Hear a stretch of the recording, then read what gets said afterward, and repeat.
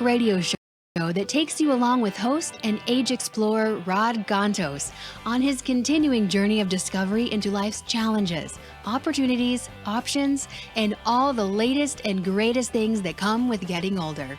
The Raad Life is brought to you this week by Your Home for a Lifetime, a company dedicated to empowering you to stay safely, independently, and comfortably in your own home. And now here is your host, Rad Gontos. Rad Gontos, where in the world are you? Well, I'm exploring. Did you call me an explorer? I'm exploring. Work life is tough, dude. You know? You got to get out sometime here, huh? I mean, it's tough. No, I'm just sitting here fascinated. I'm looking at two people. Let me see if I can turn the camera on. I don't think you can see this. Two people. Remember, like in the era of selfies? Yeah. Remember that? The era of selfies. The pre whatchamacallit, the pre-COVID generation. The pre-COVID generation. Okay. Can you see what's going on over here?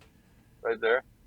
So here's what's funny. These people, these two girls basically, were under normal circumstances would basically pull up their own phone, right? Right. And let me just get me back. Okay. They would pull up their own phone and they would do a selfie, right? Well, this actually was fascinating because they didn't do a selfie. They actually took pictures of each other from a 6-foot distance. Why? So social distancing has met the selfie, I think. I guess so here. So we're going to see further selfies? Everybody's going to be like this far away now here? Yes, now everybody, before it was like, take it from above and make sure you don't get my nose hairs, right? Right. Exactly. And now it's like, take it from afar. And, I like you and I were talking about before we talked about doing the show. And by the way, anybody who's watching, it's Paul's fault that I'm doing this show today. Okay? He said he wanted to do this. I said, I told him no, and then he kept talking. And as usual with the friggin' Irish, they talk you into anything. That's what happened. So, no, but I really want to do the show. The reason why I want to do the show is because right now, it's understandable. I'm going to close up my windows so that I could basically then take off my mask so that I don't look like I'm about to rob a bank here. Hold on a second. Okay. So the reason why I want to do this show today is because things are getting kind of nuts out there. Yeah. And they're getting kind of nuts out of totally understandable reasons. And I have had run-ins with people. Yeah, that's what prompted this. That's what got me thinking about it. People that are friends. Uh-oh, we lost you. You still there? Can't hear you. Two schools. Am I back? Yeah, we're back. Am I back? Okay. There's two schools of thought. And I've got my gloves on. I'm practicing safe protective gear. I have the mask on. Shout out to Stephanie Odo and her team for this one. And if anybody's looking for face masks, they will not sell them to you, but you can go buy them on tailormadefacemask.com. Okay. And you can even monogram them if you're that big. But the thing about it is people are now kind of been thrown into two camps. Actually, I believe three camps. Well, the topic today is, are we ready to open? Well, are we ready to venture out? Are we ready to open? There's two camps. One camp, and by the way, let me just say, I respect both sides. I really do, okay? But I do find pros and cons in everything. I apologize. I blame my parents. That's you. You're always a contrarian. You're always trying to find the opposite. Well, because my mom told me that if you can poke holes into something, then it's not worth it. And if you can't poke holes into something, or if you basically assume the worst case scenarios in some cases, then you will not be surprised. Mm-hmm. So I don't necessarily adhere to that 100%, but there's some truth in the matter that you can't just take things at face value and not question them. And whether it's, and I'm sorry if this offends anybody, I don't think you can do that with your faith. I don't think you can do that with your intelligence. I don't think you can do that with the degree that's sitting on your wall. If you went to a college or you didn't go to a college, you can't evaluate people in sort of us and them mindset. And unfortunately, at the crux of what is going on right now, we are suffering as a society because we have been conditioned to think of things in an us and them mindset. Right. It is Those guys, not me. It is that side of the tracks, not this side of the tracks, right? And that's just wrong. I mean, that's just So let that's me just pose the question that everybody's asking. We're accepting some risk, not just with our own lives that I'm going to go out there, but we're accepting a risk for others. If I open my business, if I open the state, if I open the country, some people may die. What is the well, acceptable well, that's death that's rate? that's that's the assumption, right? And people are like, well, why are you just talking about the death rate, not talking about the recovery rate? So let me just say this. I was the first person, and Paul knows this, that basically said, in no understandable terms, I think it is bullshit, the thing about the shutdown, because it Yeah, is you were not a not for it. sustainable solution. Remember this? I said it's not a sustainable solution. Yeah. So anybody who's thinking that I am advocating for people to stay at home just to basically do so, think again. I was the first person who said, no, this is not a sustainable solution. Now, why we did it, who did it, I believe it came down from the top, from the federal government. It wasn't the governors that shut down the economy. It was higher up. And then now the governors are the ones that maybe are saying, wait a minute, we want to be more cautious when we open it. So let's take this and break it down, right? Okay. There are those who have to stay at home. People like my parents that are basically have chronic illness, and Right. they basically are not only just staying at home, and believe you me, it is difficult. It is a tough situation. Hmm. Okay. I can't go see them. Yeah, not only do they have to stay home, but you have to stay away. So it works both ways here. Oh, you froze up again here.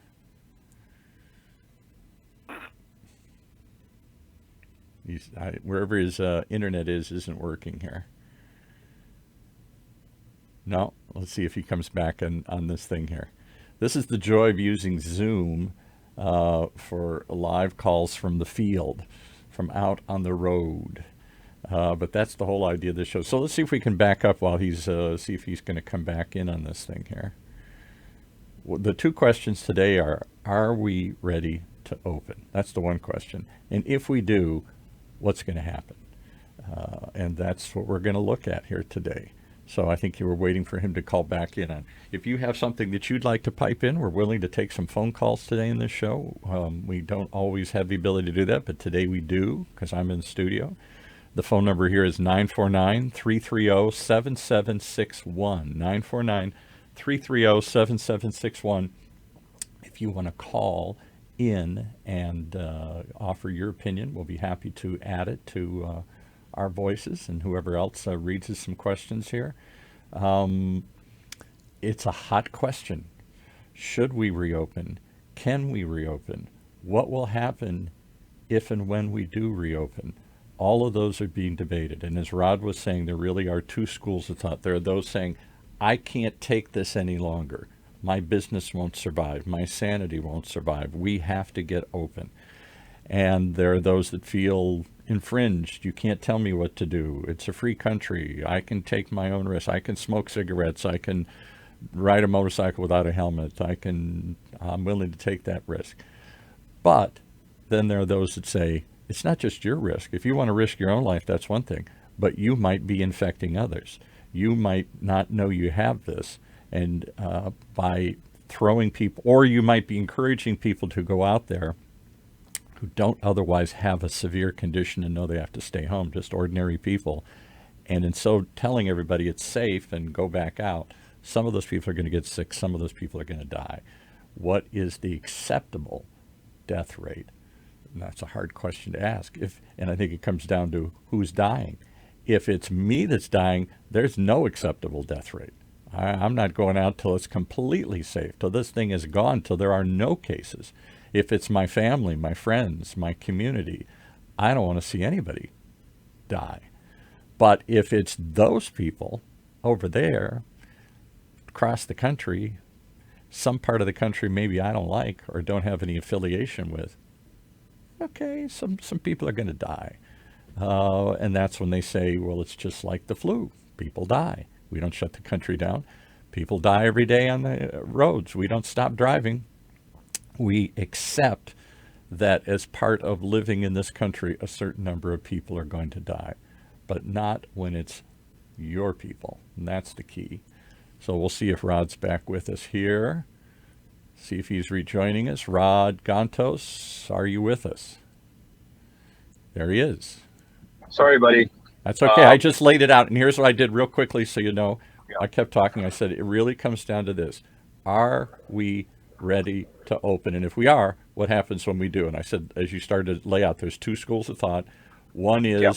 can't tell me to stay home any longer. My business won't make it. My sanity won't make it. And my libertarian views say you can't tell me what to do anyway. So I'm going to go back out there and I'm going to risk my own life. And then the other side says, go ahead and be crazy if you want. But you're also risking other people's lives because you don't know that you're carrying it and you're going to get them sick. Or you're encouraging people who don't have a high degree of risk to go out there, and some of those people will get sick and die. You've told them it's okay and they're going to get sick and die. So what's the acceptable death rate? Well, here's the thing. Okay, here's the thing. Again, just because people, I've been vocal on this, and I want to be clear.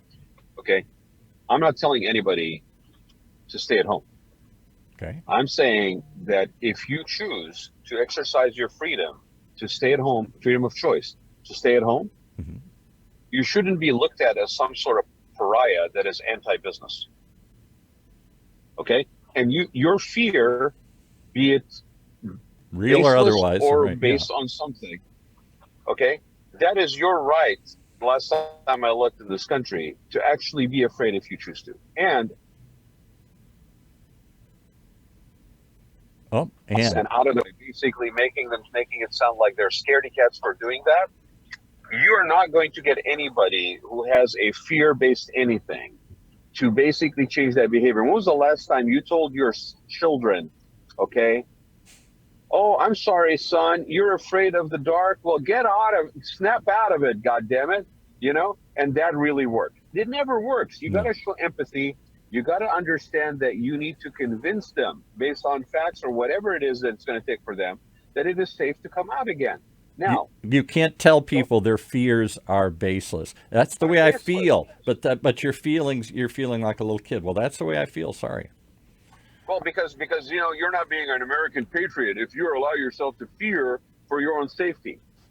Well, and that's the key again. That side doesn't take into consideration. I heard the same arguments when they made everybody wear a motorcycle helmet. Well, you can't tell me what to do. If I want to risk my life, I'll do it. But the problem is you risk other people too. Correct. You are not only impacting yourself. So let's just agree. Can I stop you for 1 second here? Yeah. Are you driving? I am. You're driving and doing a show? I am out and I'm driving. This may not be, in the car with comedians drinking coffee, but it is with me in the car and Paul in the studio. Wow. So when you told me to do this, I said, yes, I want to do this. I'm not sitting at home, but I'm also using protective masks and gloves and making sure that I don't interact with my parents in a way that it would endanger them in their 80s and in their late 70s. Okay, I haven't seen my sister or my nephews because they're sequestered. Right. This isn't easy on anybody. No. So spare each other the baloney of shaming. Should we be shaming you? Can you talk and drive? Should you pull over somewhere? I can talk and drive. I'm looking straight ahead at a camera, both hands on the wheel. Okay. Hands free. I don't want you getting in an accident while we're doing this here. No, with a set of earbuds. The thing about it is that let's take down the discussion about opening businesses. Okay. Okay. My business has suffered like anybody else's business. What, you think I've been basically picking up the phone and telling people, hey, why don't you buy an expensive furniture and let me redo your master bathroom right now? Yeah. Not only would that not work, it would actually be two things. One, in my opinion, immoral and unethical when people are facing challenges. And kind of tone deaf a little bit. I don't want to hear that message right now. My tone deaf, going to the second point I was going to mention, my tone deaf is going to basically reflect badly on my brand and my business when I do come back out of this. Right.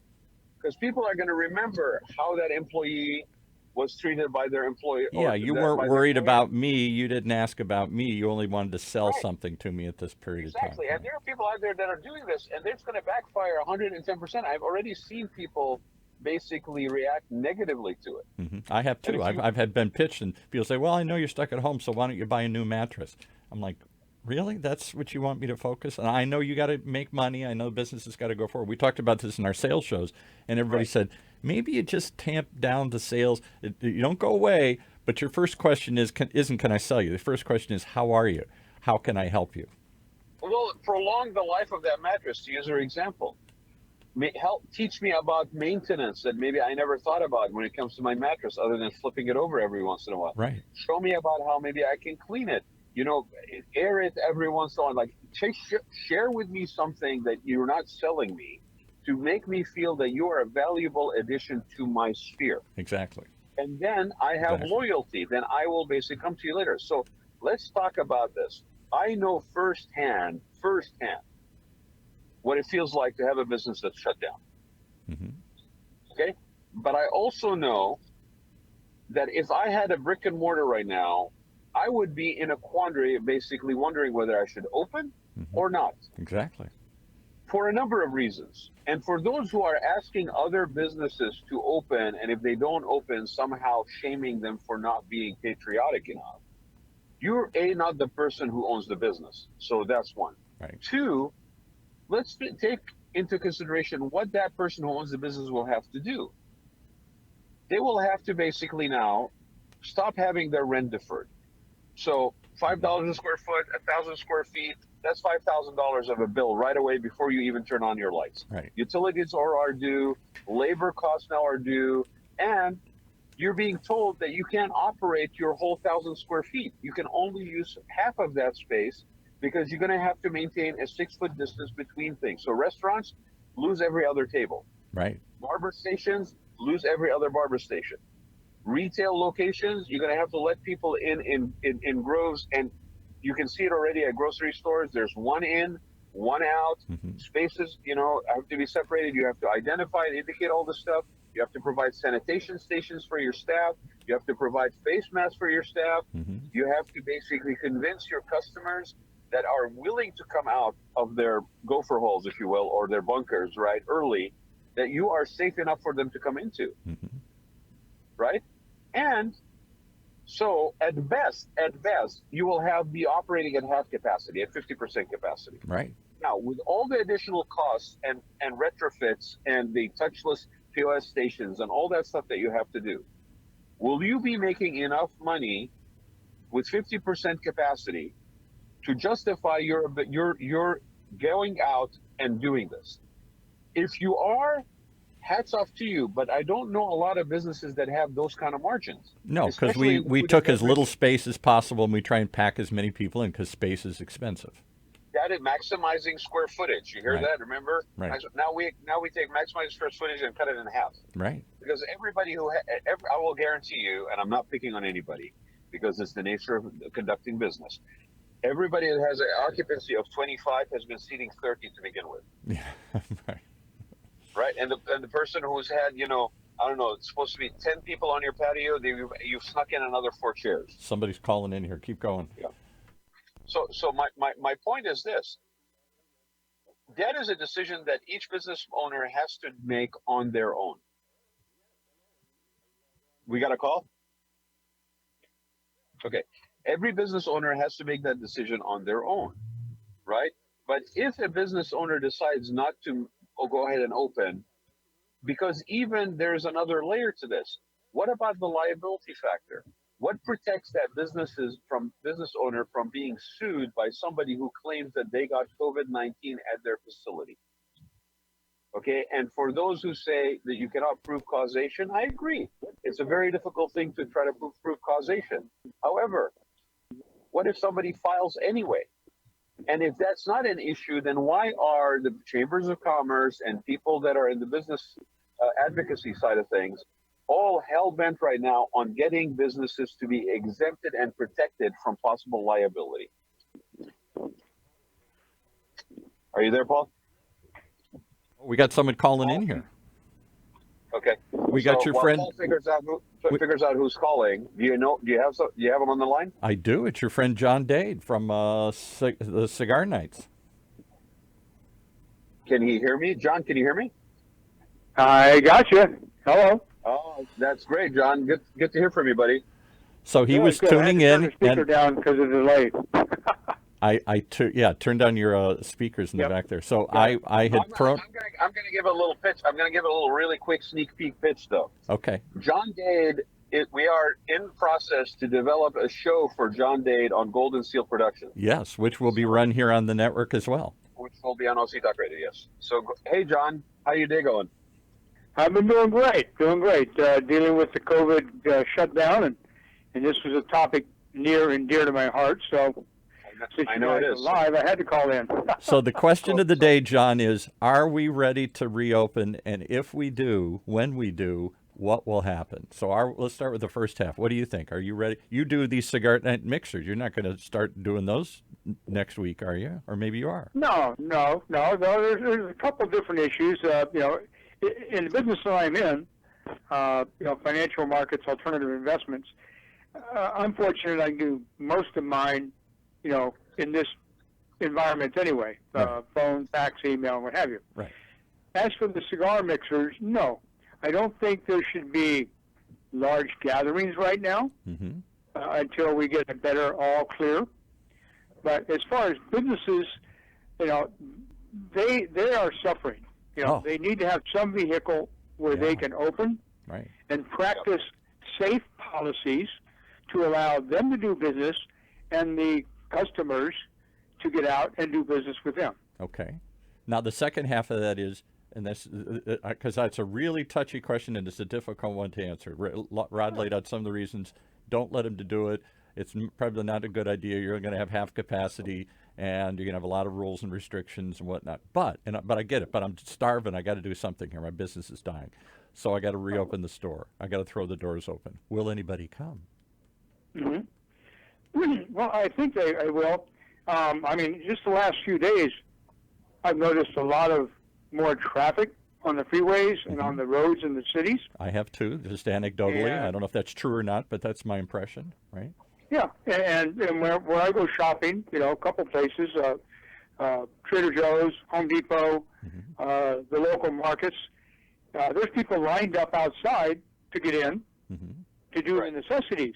I think the same thing could apply to other businesses like the hair salons or the auto parts store or what have you, if they practice the same safe practices. Why is it okay for Home Depot to have a line going around the building and letting people in 5 at a time, and it's not okay for your hairdresser to, by appointment, have people come in and safe distance and do whatever? Better lobbyists. Well, yes, but to John's point, and I agree with him. I think there is no difference in that at all. I think that the only thing that I would say is that there is not enough conversation going on right now about the cost of doing this, the liability potential of doing this. And I think that needs to be part of this conversation, because you could easily, if your timing is off and the people are not ready to come out of their houses yet, for whatever justifiable or non-justifiable fear thing it is, or if they basically have changed their buying behavior. That's the other thing we're not discussing, is that people have purchased stuff, they've been able to maintain some sort of functionality. I didn't stop eating at the restaurant I like. I just grabbed the thing and eat it at home. In some cases, I didn't even have to go to get it. It got delivered to me. So what's the difference between Uber Eats before COVID and multiple Uber Eats after? Yeah, I get sick and tired of it, but I'm still doing it, right? So I think with that approach, the question is, are we going to see restaurants fail? Are we going to see businesses shrink in size? Those are all the realities that we potentially could be looking at. And will people, here's a tough you. one for you, John. This is what we were talking about earlier. Right now, if you open your store, it's a paint store, it's anything, it's a dress store, it's something, it's a place where people come in. And so you're going to bring some employees back, maybe not all of them, because you're running at half speed and half the space, but you're going to bring some employees back, and some people are going to come in, maybe not all of them, because some of them are still scared, or you can only go get somebody in at a time. But you can't wait. You're going to open the doors and bring some people back in. One of them gets sick. One of your employees gets sick. Do they sue you and say it's your fault? And before you laugh, they're actually trying to. Mitch McConnell was actually quoted yesterday that in the next round they're trying to build that in. So there is some sort of get out of jail free card that blocks any. Which if it's not a problem, then why would you need to do that? Well, I agree. And again, it's about in our litigious society, everybody's looking for a reason to sue somebody. Yeah, right now, you can go in and you get sued for your coffee being too hot and you burn yourself. Exactly. I mean, talk about stupid. Right. I believe that first off, if a business is going to open, I think they should be exempt, just like they should be exempt before COVID. If somebody comes in and catches the flu from somebody, okay, how are they going to prove it? How are they going to know it?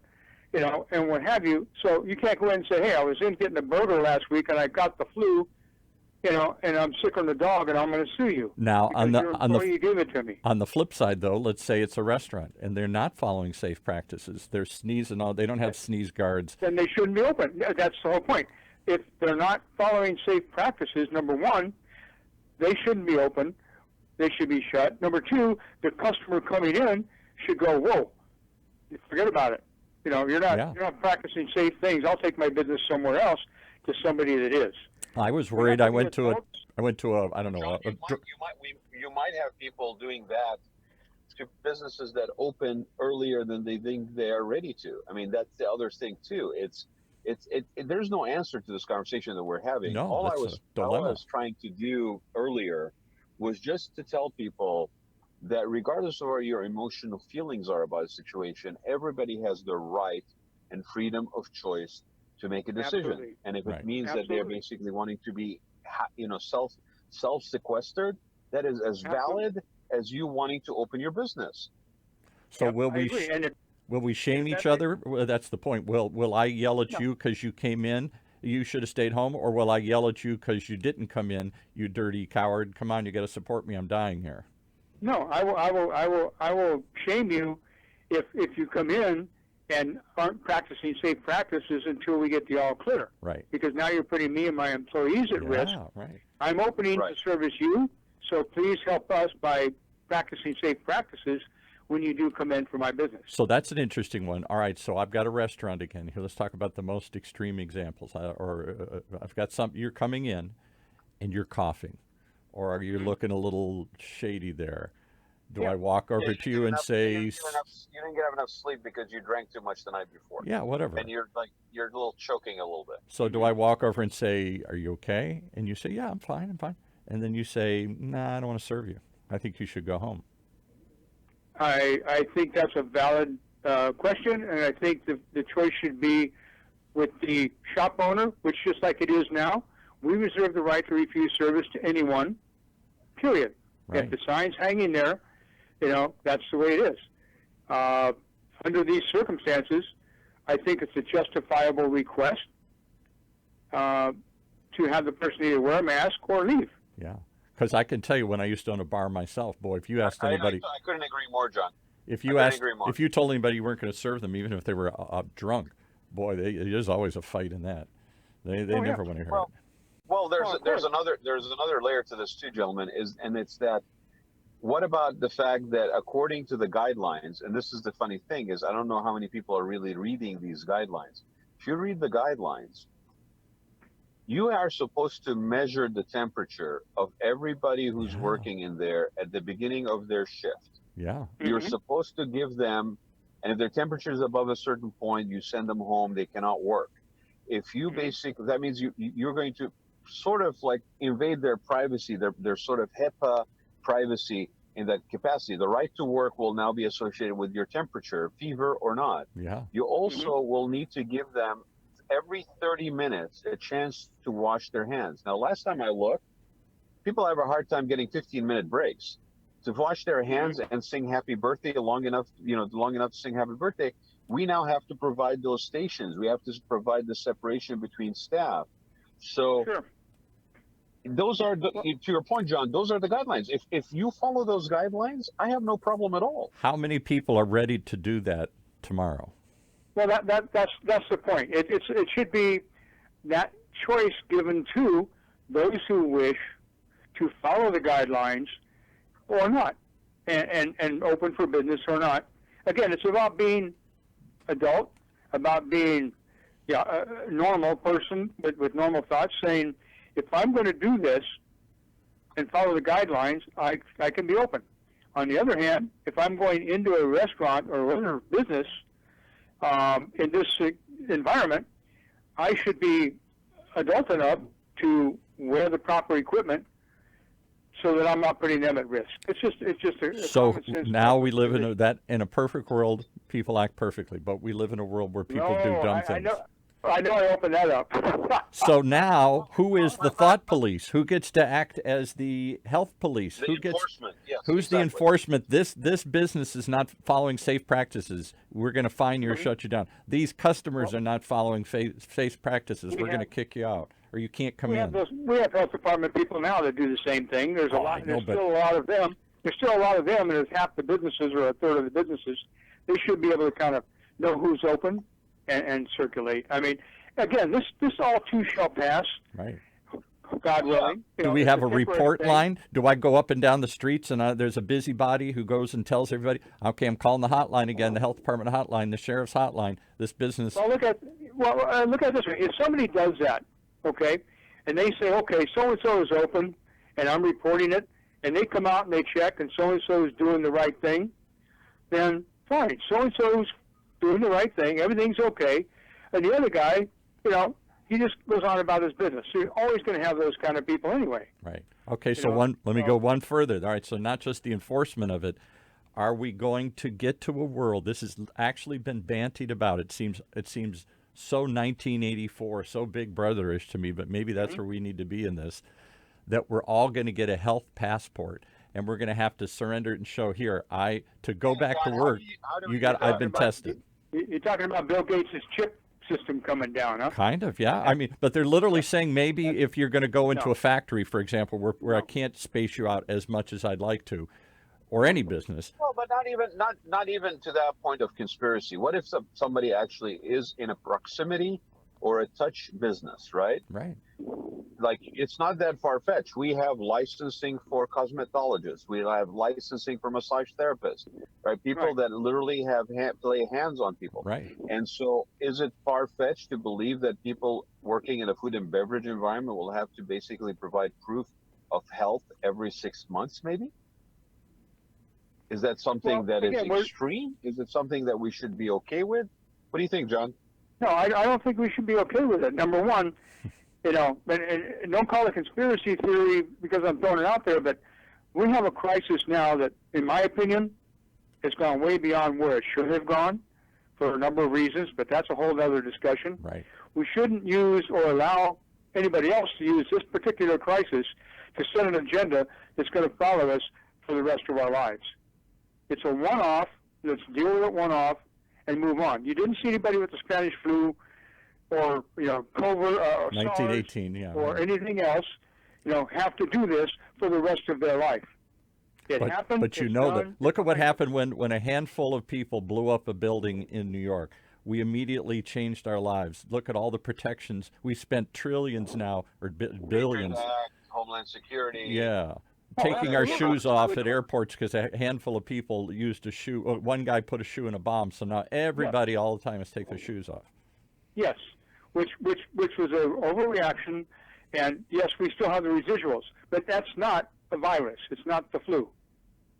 Well, this is that's arguably somebody blowing up an airplane, or whatever. But that airplane ostensibly could kill 200 people, and this has already killed 50,000 people or whatever. John, and let me just step back for a minute. I didn't mean conspiracy as in something that's not believable. I just meant that, we can get very far-fetched. I mean, somebody could say, "Hey, Vice President Pence didn't wear a mask at the Mayo Clinic, maybe because he's been vaccinated." I mean, we could come up with anything maybe we that's want to come up with.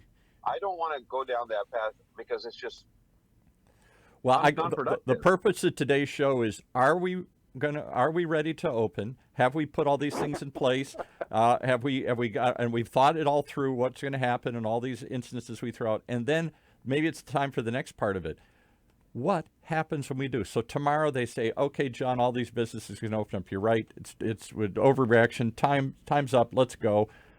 I don't know that I'm going to run to a restaurant for a while, even if it's open. I don't know that I'm going to run to a baseball game for a while until everybody's been tested. This sounds extreme. Until I know nobody's got the darn thing, I might just stay home.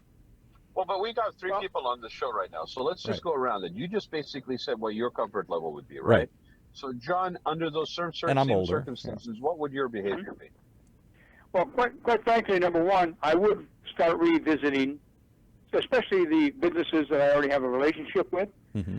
Number two, until we get the quote-unquote all clear, I would personally take it on myself. I mean, I went to my chiropractor the other day with a mask, and he had a mask, high-tech, da-da-da, and got my back cracked and everything else. Took all of 10 minutes. Mm-hmm. So I would revisit those people. I want to go to the restaurants in Little Arabia, Olive Tree, and have dinner there because the atmosphere.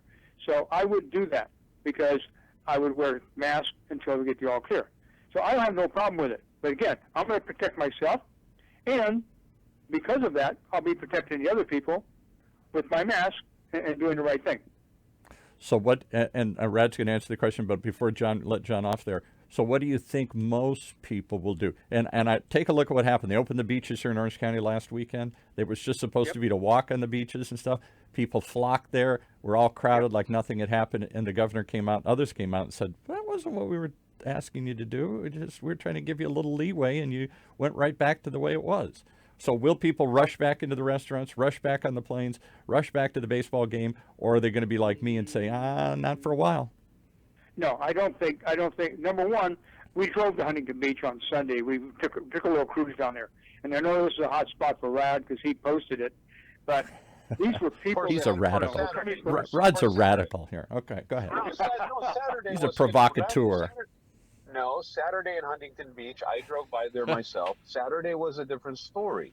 Sunday was not, because it was overcast and cloudy. And so, people, I think there was some pushback, and people changed their behavior. They behaved in a different manner. So, do you think people I do agree. Are they me, or are people itching to head back out to the beach, to the ballpark, to the bar? Of course they are. Well, I think they're itching to head back out to the beach because, number one, quite frankly, I think the beach has a great combination of sand, surf, sun. I think you're covered. Okay. Okay. Surfers, I don't think have to worry about it, even if they're not 6 feet apart. But I don't think everybody's going to rush back to the restaurants where there's a large gathering, or events like baseball games or hockey games. I think that's going to take a little bit of time, but I do believe that people will support their local businesses that they know and have a relationship with, just like I would, and it will, pick back up and trickle back up. And will it be enough, or will they start folding? Is 50% enough? Well, there's going to be somebody folding anyway. I mean, I was in the business for almost 20 years. And you're 30 or 60 days away from closing doors anyway with constant cash flow. Right. So some will fold. That's just the way it is, unfortunately. But those that planned ahead, took takeout, stayed in touch with their people, I think we'll make it through. That's a key. To stay in touch, because otherwise you open the door and you say, we're here again. I forgot about you. I haven't been there for 3 months. Exactly. So and here, Brad, you and I had this conversation, staying in touch. Well, and did you pivot? That's critical. That's the other thing. Did you pivot? I mean, if I had to pick one word to sum up the new reality that we've just gone through, is the word pivot. Honestly. Yes. And if you have not pivoted, you are basically risking being a dinosaur. So those restaurants that we're talking about, Paul, and listen, I am just trying to point out that there's a lot of moving pieces to this. Oh, more than we think of. As we open this, all this stuff's going to come out. Lawsuits, who enforces it, But I'll start off with answering the question you gentlemen both answered. Right. I personally have not been not out. Okay, I have been. You're in front of a Staples store right now. I don't know whether you're ready. I have not been out. I have not frequented or worked or gone to businesses, okay? But again, to John's point, I have practiced protective gear for both myself and for the others around me out of respect for that. We joked about the fact that as podcasts, we were considered essential services. Right, right. So that was one thing. Construction, we were considered essential services. I spent the better part of the last couple of weeks trying to get 2 people into their homes because they needed to basically get into their homes. Their homes were being remodeled. So it wasn't that I haven't been around or being out and about. What I would not do, and to John's point, I would probably go to like Olive Tree, for example. I went and had lunch, grabbed lunch today at Olive's Branch in Irvine at Elton and Jeffrey. It was pick up, take out. Not me, right? boy. There were no chairs, right? But I would not take my parents anywhere. No, we're assuming there's a certain part of the population. We take them off the table. No. But if I had kids, I don't know that I would be ready to send my kids back to school. Yeah. With kids and parents, and this is no disrespect to anybody, but people I did not know. I don't know that I would be ready to do that yet. I'll tell you, my daughter, I have a grandson. I haven't seen him in a couple of weeks here. It breaks my heart because we see him every weekend. We usually watch him every weekend and give them a respite. And so we called her daughter. We respect. I don't want to get sick from him, and he doesn't want to get sick from me, and nobody knows who's got it. So we're all trying to bite the bullet and do this. But even we thought, boy, maybe this has gone long enough. And so we called up our daughter and said, how about this week? This was this past weekend. She said, Dad, I just don't feel comfortable yet. I said, I respect that. So, whereas I might have bent the rules because I want to see him so bad, I have to respect that she's just not there yet. And there's no answer for her. I don't know when I can't tell her what you feel is wrong and give her all the facts or something. It's all this feeling-based stuff. When are you going to feel okay? Yeah. I'll tell you what would be the most damaging. Go ahead, John. It's emotion. No, it's emotional based, yeah. And so I'll tell you what would be the most devastating and damaging. And I'm saying it right here. I would rather be nothing but wrong about the fact that we're opening too soon in some cases. I would be the first one, the happiest person on the planet that proves to be wrong. Right. If it actually ends up spiking again. And that's the question. We're going to have we got about 10 minutes left in the show here. That was the last question. So let's say, God forbid, we go back out and it starts to go up again. Do we just live with it, suck it up? Is there an acceptable number of people die? Okay, well, it's the flu, it's cars, it's crashes, or we just live with death, and that's just an acceptable part of this. But I'm not going back in, or do we shut it all down again? John, what do you think? Well, that's a tough question. I'll be brief. If it does spike again, then I think the immediate shutdown of everything to keep it from getting out of hand, I think it will unspike much more quickly, and we'll deal with it then. Okay. But I don't think that would happen. Okay. That's just me. And what about if it comes back, the parallel question, everybody's saying UCI has predicted this locally here, Dr. Fauci's predicted on a national level, everybody's saying good chance it'll come back. Based on what happened in 1918, the Spanish flu didn't hit once, it hit 3 times. And the second wave was the big one, not the first one. Mm-hmm. Well, I mean, again, you could make the same argument for any flu, any season. That's why when this first started and they shut down, the federal government basically shut down the country, I said this is not a sustainable position because we've been through this stuff before. I think that, and again, I'm not even going to go there. John didn't go there. I'm not going to go there either. Like the reasons behind why we find ourselves in this situation, but we got to stop basically implanting fear in people. Yeah, and stop doing the us and them thing, because that weaponization of us and them has a lot to do with why we are in conflict with one another today. No question about it. And unfortunately, it's been an us and them scenario. I'll do this. Because there's a benefit. There's a benefit for somebody in perpetuating an us and them, and that is really tragic. Lots of people. And so, for example, my cousins live in these little towns in the Midwest, and I talked to one of them this last week, and he said, Paul, we don't see it. It's not here. So why are we all shut down? And, and he sort of implied, he didn't say this, we don't have a lot of sympathy for it. It's not hitting us. So we don't feel it. We're not in New York. We're not in Chicago. We're not in L.A. Let me pose a question for you. Let me pose a question for you guys, Yeah. and then I'll get off. Okay. You guys know a lot of people. You have a huge sphere, Right. just like I do. Can you name on one hand the number of people that you know have gotten it? Yes. I don't know any. I know one person back east, a relative of mine that has it. Actually, an emergency room doctor. But other than that, locally, no. I don't. It's a tale of two cities. You tell me it's everywhere. I see it nowhere. Same here. Okay, I know. Okay, I know a friend of mine from college whose brother died from it. Oh. I know a client of mine who lives in Southern California, who has a business, who's a friend, whose mom died from it at the age of 62. Ooh. And the only condition she had was diabetes. And you tell me how much of the population has diabetes? A lot. If we start taking diabetes as being a basis for a 62-year-old, his uncle died from it 2 weeks or like a week and a half earlier, and his father got it in New York, but then recovered. You've far outdone what John and I do. I do not know of anybody myself, it other was than a just relative something- back east who had it. Yeah. Yeah, I mean, That's 4 or 5 out of 1,000. Yeah. I looked at the guy's face. And how devastated he was. And the hardest thing for him is when they You're breaking up on us again here. they not more than have more than 10 people in the church, Yeah. and they have to sit on all different pews in order for them to have the service. Yeah, I know. No funerals with nobody there. All right, so let me ask you another question here, and then we'll let John go here. So, if so few people have it, what is? And I know this is a harsh question. This is probably a dramatic way to state this, but if it comes back, or if it comes back again, what is the acceptable death rate? Right now, we accept that thousands of people, 50,000, 60,000 people die on the road every year. We don't stop driving. We accept that 50,000 people die from the regular flu, and we don't stay home.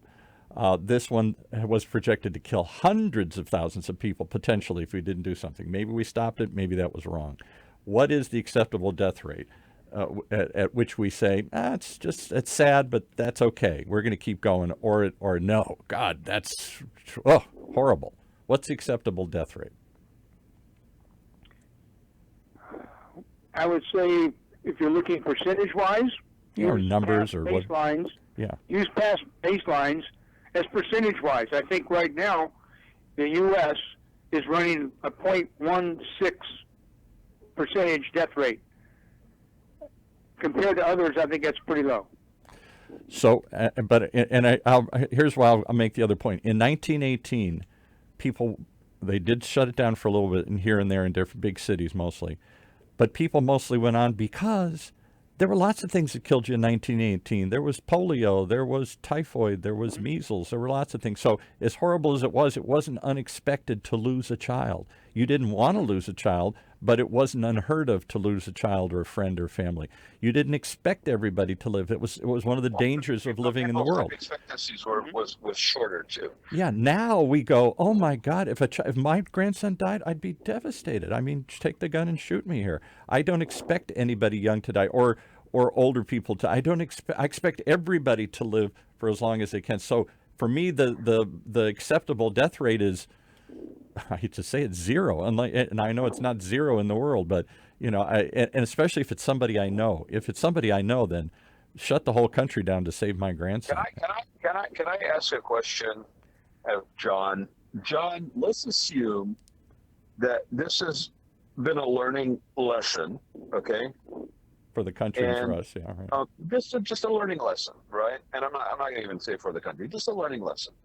And let's say that we are now a few years away from this, and we encounter something like this.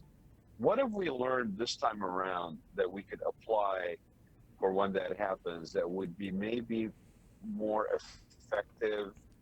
How would you, if you had, how do we handle the next one? Person making the call, and we all of a sudden find ourselves in this situation, what would you do? I really genuinely am interested in that. Okay. First off, we have to understand that this wasn't created in the United States. It got here 2 weeks after it already spread around the rest of the world. Right. We were informed about it. If it happens in the U.S., and I'm just going U.S., if we hear about a case happening in Chicago, okay, 2 years from now, okay, everybody should be alerted, the CDC, everybody, and we should immediately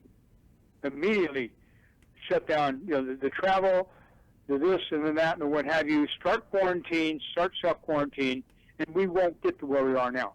We had 2 weeks of lost time dealing with this, and that's why we ended up with what we got. And I'll go one step further. The only reason, in my opinion, that we had to shut the whole country down is because we didn't know who had it and how far it was. Yes. And if somehow, and I know this sounds preposterous, but if somehow everybody could just get a test in a week or two, whether you're sick or not, if we could just suddenly know, oh, there's only 1%, there's only a few people got it, let's isolate them. But when nobody knows, panic starts, and we have to shut the whole thing down. Yes. I hope that answered it, Rad. Well, good. We're on the same page on that one. I think we got to do rapid testing.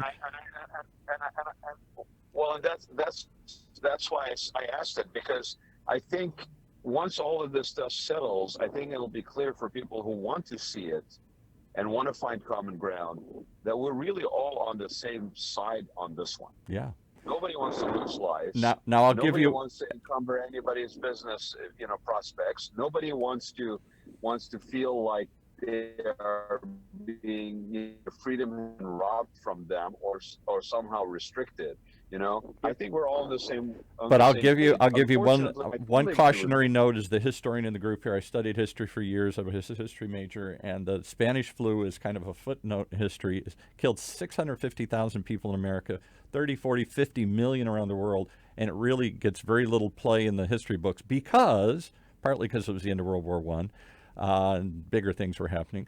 Because after it was over, nobody wanted to talk about it. Nothing changed. Everybody just went, oh, thank God that's done, and hope it never happens again. Very little change to improve health, to improve testing, to do any of this stuff. So there's some fear that once we get through this, we won't do anything, and we'll be just as ill prepared for the next one. Which is wrong. Well, Yeah, you know what? it could be wrong. Yeah, it could happen. I mean, and our behavior patterns in the last few weeks could be something that we go back to a different behavior pattern after this, or maybe some of it sticks, some of it doesn't. Again, I want to kind of leave this thing, end the show kind of on a positive note a little bit, is that, yes, there's more to this that unites us than actually divides us. So let's stop this us and them baloney. I'm with you. That causes us not to be able to have conversations like this. Let's understand that we are being played into being put into these camps when it doesn't do us any good. We're all in this together, and we're all going to sink or rise depending on what happens. Correct. The only thing I know is that the Raad Life is going to get even more popular because you've been the only one on the air every day bringing up these issues that nobody wants to talk about. Well, again, to your point, Paul and John, thank you. I mean, for jumping on here, yes, for sure. Appreciate it. I think if we've said this before, and I've said it on this show before, and you, Paul, and I have said it before, John and I have talked about it before. Part of the reason why he's coming on and being part of the family here is, I don't care how difficult the conversations are. Okay, the minute we, as a society, as a human being, as a race, stop having conversations, stop dealing with stuff that's difficult, we become like the Spanish flu footnote in history. We don't basically have that strength. We are not better off for forgetting. Have the conversations. Be respectful having it. Agree agree or disagree passionately about things.